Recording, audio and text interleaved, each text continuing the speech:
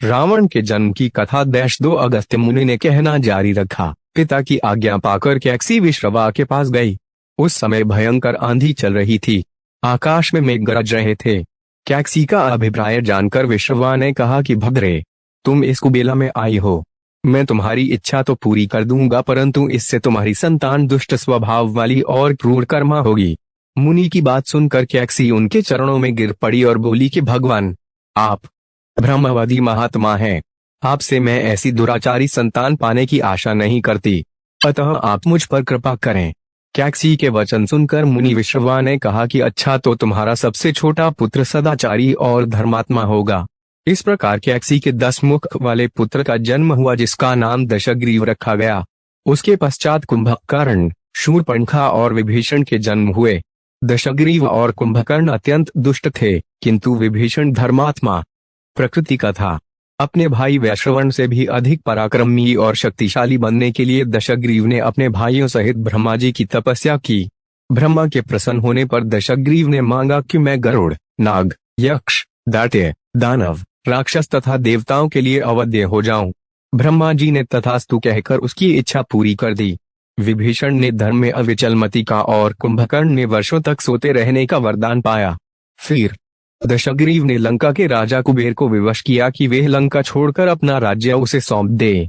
अपने पिता विश्रवा के समझाने पर कुबेर ने लंका का परित्याग कर दिया और रावण अपनी सेना, भाइयों तथा सेवकों के साथ लंका में रहने लगा। लंका में जम जाने के बाद अपने बहन शूर्पणखा का विवाह कालका के पुत्र दानवराज विद्युवेह के साथ कर दिया। उसने स्वयं अदिति के पुत्र मय की कन्या मंदोदरी से विवाह किया, जो हेमा नामक अप्सरा के गर्भ से उत्पन्न हुई थी। विरोचन कुमार बलि की पुत्री वज्रज्वला से कुंभकर्ण का और गंधर्वराज महात्मा शैलुष की कन्या शर्मा से विभीषण का विवाह हुआ। कुछ समय पश्चात मंदोदरी ने मेघनाद को जन्म दिया, जो इंद्र को परास्त कर संसार में इंद्रजित के नाम से प्रसिद्ध हुआ। सत्ता के मद में रावण उच्छृंखल हो देवताओं, ऋषियों, यक्षों और गंधर्वों को नाना प्रकार से कष्ट देने लगा। एक बार उसने कुबेर पर चढ़ाई करके उसे युद्ध में पराजित कर दिया और अपनी विजय की स्मृति के रूप में कुबेर के पुष्पक विमान पर अधिकार कर लिया।